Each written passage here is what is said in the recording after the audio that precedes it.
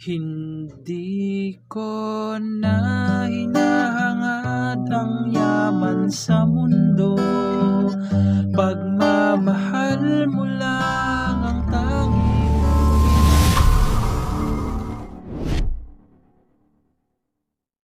Hello mga ka-idol! So ngayon meron na naman akong ituturo sa inyong napakagandang kanta. So yung title pala nito ay yung Tayong Dalawa by Ray Valera. So itong kanta na to is napakaganda, no? Medyo old song nga lang siya pero grabe, sobrang ganda nito. So dito sa tutorial natin is plucking version. Okay?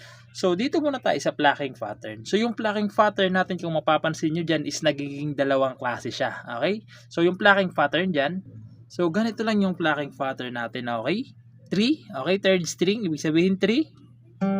2, 1, sabay yung 2, 1 na string. Tapos 3. Okay? Kasi yung base niyan, mamaya ipapaliwanag ko kung saan, okay? Ulitin ko, kada chords, ganito lang ang gagawin nyo sa plucking pattern. 3, 2, 1, sabay, 3.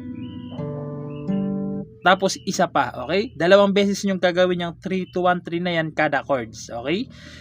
Pag may open close pala, pag may open close parenthesis naman, isang beses na lang, okay? So 3, 2, 1, sabay, 3, lilipat agad pag nasa loob ng open close parenthesis yung chords, okay? So sana malinaw yan, no? So hiniwalay ko yan para mas maintindihan nyo. So dito naman sa chords mga ka-idol, no, kung mapapansin nyo dyan sa chords natin is meron silang number sa taas. Okay, meaning yan, yun yung mga base nila. Okay, so example, no, yung G dyan may number 6, ibig sabihin 6 muna, 6, tapos 3, 2, 1, 3. Okay, pag nasa loob naman ng open close parenthesis, 6 ulit, halimbawa naka-G, may open close parenthesis, 6, 3, 2, 1, 3. Lilipat agad. Okay? So malinaw yung ano natin diyan, no, plucking pattern, no. So yung chords diyan, no. So yan pala mga ka-idol is verse 1. Sa verse 2 kasi nagkaiba yung chords niya, no.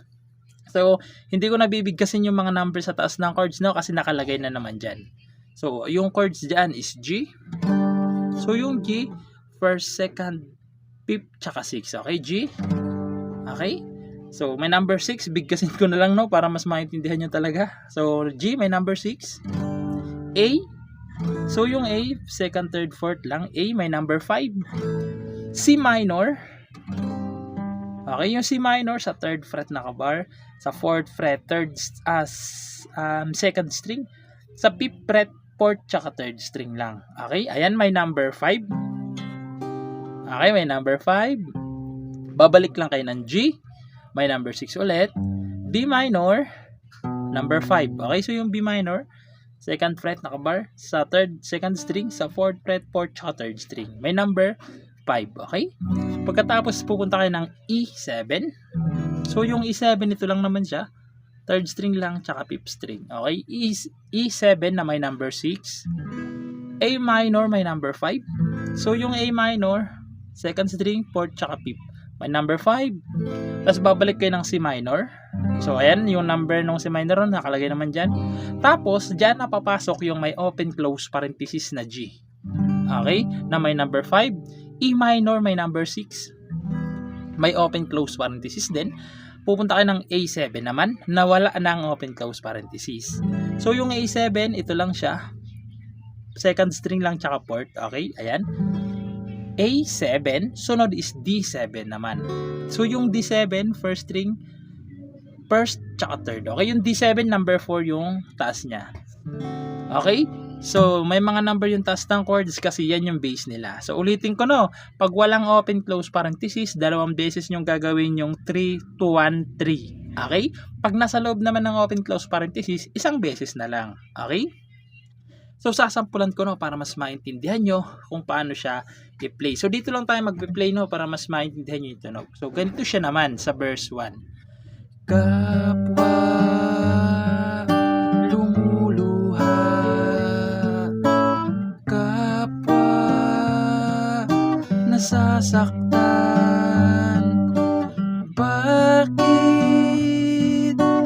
titiis pa rin ang isa't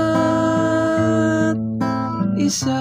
Yung yung may open close parenthesis na lagi na lamang bang ganito ang buhay natin. Tapos pupunta yung verse 2. Di na matitiis. So papasok na yung verse 2, okay? So malinaw sana yung plucking pattern natin, no? Pati yung chords. So sana nalinawan kayo. So ngayon proceed na lang tayo doon sa kanyang verse 2. So yung verse 2 niya dyan mga ka-idol, no? So G. Ayan, so hindi na natin iisa-isahin yung mga chords kasi naturo naman natin yan halos lahat, okay? G. May mga number na rin yan. A, C minor, G, B minor, E7, A minor, C minor. Pagkatapos yan, dyan napapasok yung may open close parenthesis na G, E minor meron din, A7 meron din, D7 meron din, G wala. Okay, so sa dulong G walang open close parenthesis. Kasi diyan napapasok mamaya yung chorus, okay? So sasampulan ko rin yung kanyang verse 2 para mas maintindihan niyo yung kanta niya, okay? So ganito naman siya kapag kinantahan sa verse 2. Di na matitiis paghihirap ng dibdib, sana'y nadarama mo rin ang paghihirap ko, at sana'y pakinggan ang pakiusap ko sa'yo.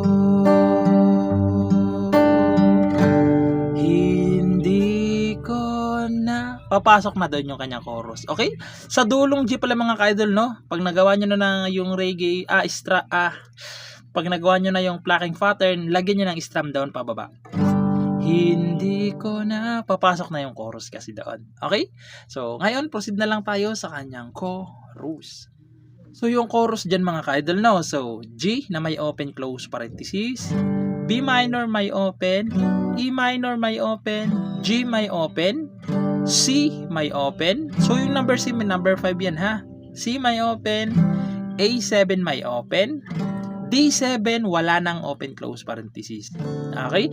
Pagkatapos yan, so hiniwalay ko yung ibang chord sa baba para hindi kayo malito sa dulo. Okay? So, babalik lang kayo ng G na may open, B may open, E minor may open, C minor may open, G may open, D7 wala nang open close parenthesis, G wala na ring open close parenthesis. Okay? So, sasampulan ko naman yung kanyang chorus para mas maintindihan nyo kung paano siya tugtugin. So, ganito naman siya sa chorus. Hindi ko na hinangad ang yaman sa mundo, pagmamahal mo lang ang tanging hinahanap ko. Maaari bang sana'y patawarin mo ako, pagkat tayong dalawa ay isa't isa. Okay? Tapos, babalik lang ulit kayo sa mga verse. Okay? Sa verse na naman kayo babalik. Sa verse 2 na mga kaidol, verse 2 kayo babalik. Kasi pagkatas ng verse 2, magko-chorus ulit. Okay? So, ayun lang naman, no? Sana naintindihan nyo tong tutorial natin at nagustuhan nyo. Take note nga pala mga kaidol, no? Itong chords na itinuro natin is hindi siya kompleto. Okay? So, yung katunog lang yung kinuha natin para hindi masyadong mahaba kasi maraming chords yung kanta na to. Okay? So, yun lang naman. Sana nagustuhan nyo at good luck sa bago yung matututunan.